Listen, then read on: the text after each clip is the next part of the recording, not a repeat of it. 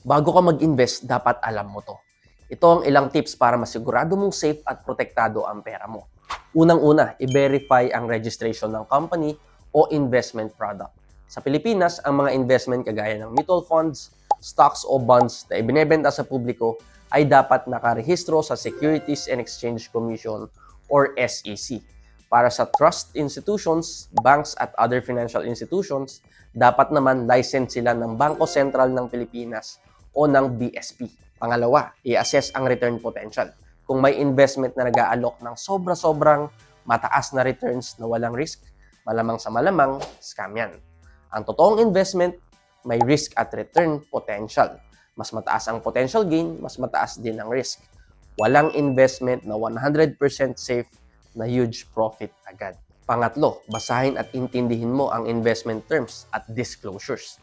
Ang legit na investment ay may malinaw na dokumento kung paano gumagana ang investment, paano kikita ang investor, at ano ang mga posibleng risk.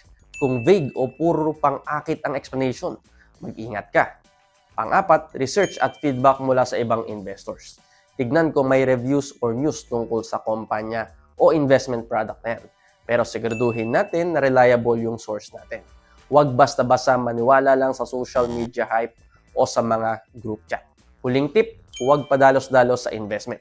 Kung may duda ka, kumonsulta ka muna sa isang financial advisor o sa isang expert bago ka magpasok ng pera mo.